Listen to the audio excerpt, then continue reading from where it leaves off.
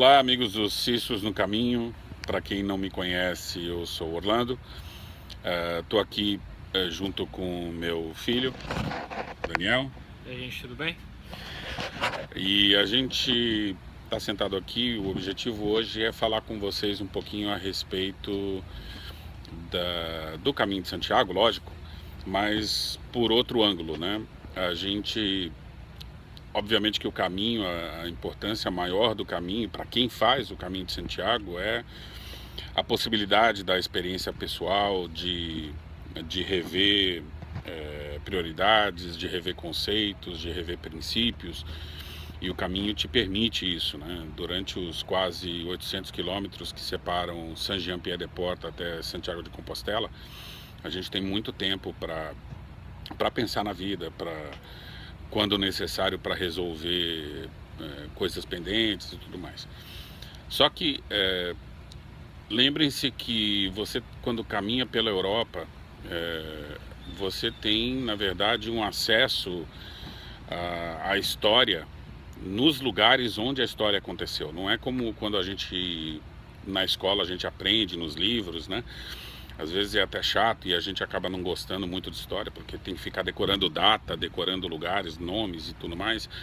Quando a gente está caminhando pela Europa, a gente tem a oportunidade de ver os lugares que a gente sempre escutou falar em livro e tal. A gente conhece os lugares ao vivo, né? E o caminho inteiro está cheio disso. Normalmente as pessoas elas se impressionam mais facilmente com as igrejas, porque você chega nas igrejas e vê na frente um aviso de que aquela igreja tem 900 anos, 1000 anos, 1200 anos, e isso impressiona muito. Mas existem muitas outras coisas, muitos outros detalhes históricos pelo percurso do caminho que vale sempre a pena prestar atenção, né? E tentar se informar. Então, quando você estiver fazendo o caminho e parar numa cidade, parar num albergue, tenta também se informar junto com o hospitaleiro, ou se você tiver acesso à internet e quiser buscar mais informação a respeito do lugar por onde você está passando. É sempre legal, a gente sempre aprende muito, e cultura é o tipo da coisa que nunca é demais. Você, por exemplo, quando você passa por Hospital de Órbigo, né, e você vê você está cruzando aquela ponte do Passo Honroso. Por que chama Passo Honroso? Você tem uma placa ali que explica muito bem isso, né, e fala do Dom Suero de Quiñones, que era um cavaleiro. Por que ali do lado tem aquele campo de justas, né, que eram aquelas competições de cavaleiros com as lanças e tal. Por que isso tudo está ali? Por que aconteceu isso? Você tem a história da Felícia de Aquitânia. Quem foi Felícia de Aquitânia? Por que o nome dela sempre é lembrada e vinculado ao caminho? Você tem toda a história do caminho, que eu já contei em outro vídeo, né?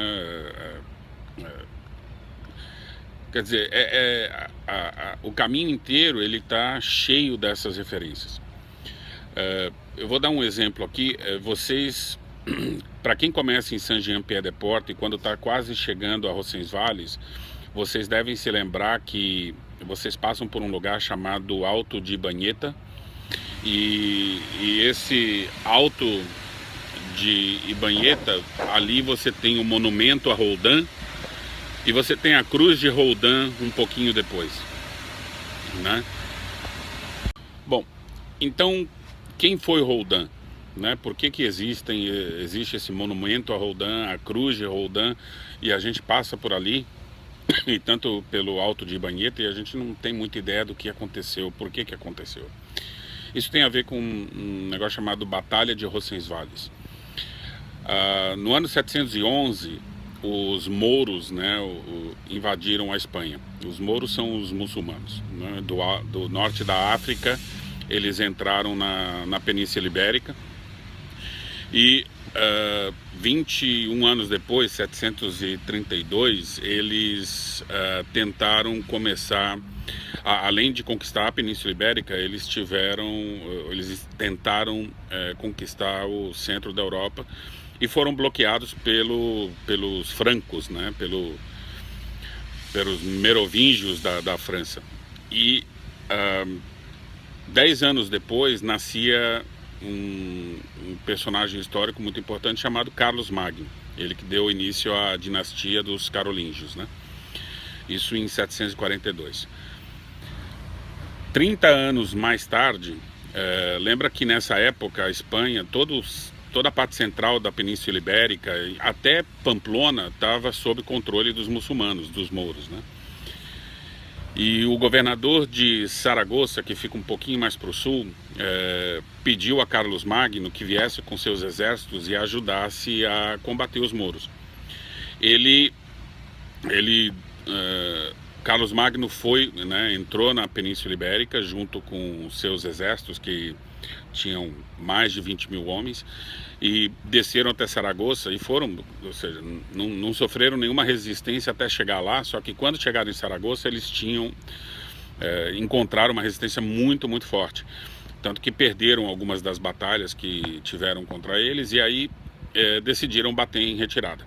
Quando eles estavam voltando, quando eles passavam por Pamplona, Carlos Magno decidiu ordenar os exércitos que derrubassem as muralhas de proteção de Pamplona, para que, sei lá, anos depois ele pudesse voltar e facilitasse a conquista do lugar.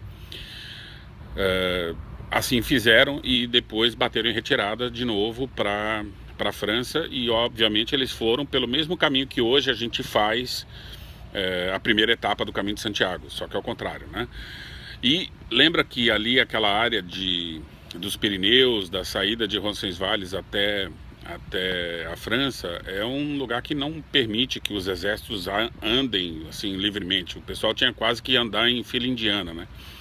Então a vanguarda do exército de Carlos Magno seguiu adiante e parou em Valcarlos, né, que é a última cidade, digamos, da Espanha antes de cruzar ali a fronteira. E a parte da retaguarda do exército de Carlos Magno, que seguia obviamente atrás, foi colocada sob o comando do sobrinho preferido de Carlos Magno, que se chamava Roldan. Junto com ele ficaram também os chamados 12 pares de França. Os 12 pares de França eram os melhores cavaleiros da França, do Reino Franco, e era equivalente como os cavaleiros da Távola Redonda na Inglaterra, né, do rei Arthur. Eram os melhores cavaleiros, ficaram com Roldan junto com a retaguarda do exército de Carlos Magno. E eles começaram a atravessar os Pirineus depois, né?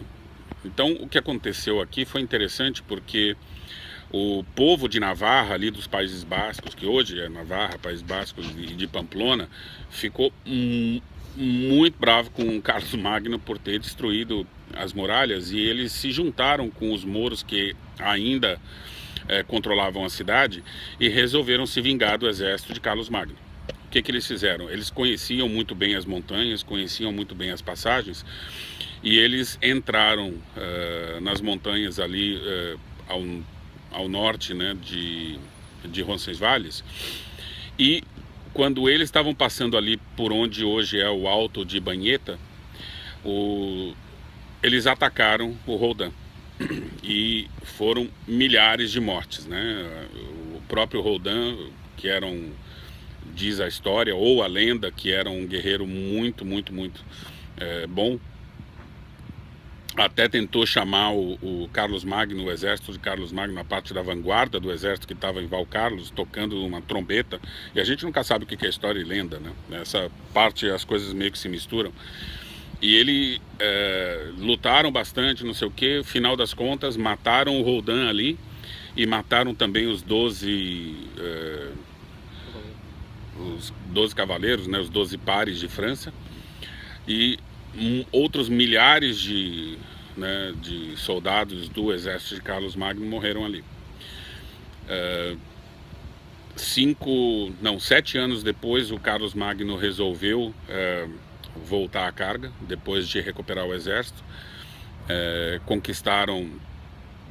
Começaram a conquistar aquela parte